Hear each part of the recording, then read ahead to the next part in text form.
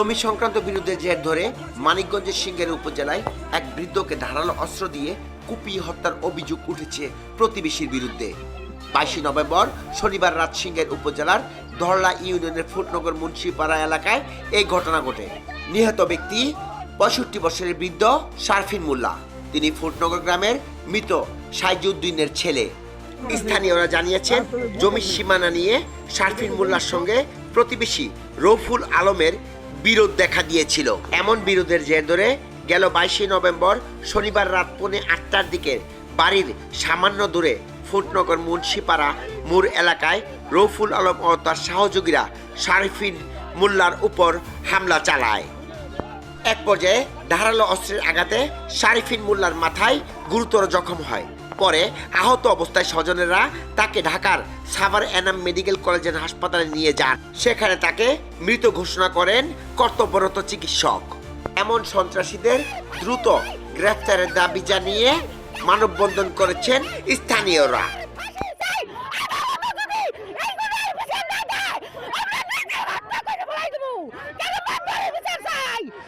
ওকে বিচার হয়, ওকে যদি ফাঁসি দেয় সরকারের কাছে আমাকে একটাই দাবি, আমার বাবার আমার খুন করছে, ওকে যদি বিচার হয়, ওকে যদি ফাঁসি হয়। আমার বাবা শারফিন মোল্লা। হ্যাঁ, আমার বাবা শনিবার দিন 7:40 বাজে, 7:40 কি 7:30, এদিকে আছে ওই যে একটা চায়ের চরলাল স্কুলের দিকে একটা চায়ের দোকান আছে, এই চায়ের দোকান আছে চা খাইতে। আগে থেকে এই রফুলের সাথে জমি বিরোধী ঝামেলা।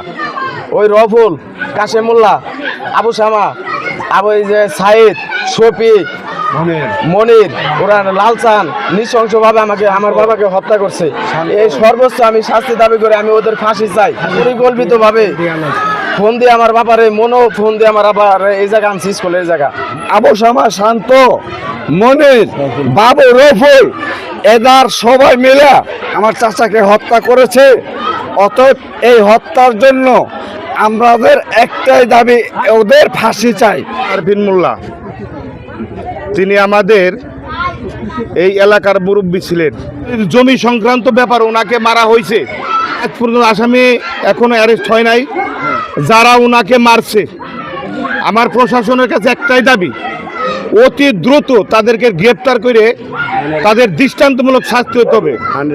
শারফিন মোল্লা সে অত্যাধিক ভালো লোক ছিল, তাকে পরিকল্পনাভাবে হত্যা করা হয়েছে। শারফিন মোল্লা গত শনিবার রাত আনুমানিক 7টার পরে উনি নৃশংসভাবে খুন হয়। এই খুনের পিছনে ইন্ধন যোগাইছে মোহাম্মদ কাশেম, লালচান, মনুকে দিয়ে ফোন করায় আনাইছে। এর সাথে যুক্ত আছে রফুল, সাবেক ছাত্রদলের সভাপতি বহিষ্কৃত। সে পূর্বেও নারী কেলেঙ্কারিতে আসামি হয়, মামলা খায়। এর ভাই নজরুল ইসলাম বাবু, আর এখানে ছিল আবু শামা, আবু তাহের, আবু সাইদ, আনোয়ার ওরফে আনার, শফিকুল ইসলাম শফি। এরা সম্মিলিতভাবে শারফিন মোল্লাকে নৃশংসভাবে কুপিয়ে হত্যা করে। হত্যা করার পরে তারা তার মৃত্যু নিশ্চিত করে তারপরে ঘটনাস্থল ত্যাগ করে। তাকে এই হত্যাকারীদের আশেপাশের অনেকেই প্রকাশ্যে দেখছে। এই নৃশংস হত্যাকারীদের সুষ্ঠু বা উপযুক্ত দৃষ্টান্তমূলক বিচার চাই। যদি এই সমাজে না হয়, তাহলে ওদের ভবিষ্যতে কোনো মানুষের একটা যে নিশ্চয়তা, কেউ নিশ্চয়তার ভিতরে নাই, তাই জান মালের কোনো নিরাপত্তা নাই। তাই আপনাদের মাধ্যমে আমি বলতে চাই, ভবিষ্যতে যেন কোনো জনগণের, কোনো মানুষের জান মালের যেন এরকম নৃশংসভাবে না খুন করতে হয়। দেশ অনেক উন্নত, আপনারা প্রযুক্তির মাধ্যমে যে জায়গায় খুনিরা থাক, আপনি অতি তাড়াতাড়ি এই খুনিদেরকে গ্রেপ্তার করে আইনশৃঙ্খলা বাহিনীর মাধ্যমে এত সঠিক তদন্ত করে এবং এদের সর্বোচ্চ বিচার চাই, এবং সর্বোচ্চ বিচার মৃত্যুদণ্ড, ফাঁসি চাই। সবার পক্ষ থেকে আমরা ওনার ফাঁসি চাই।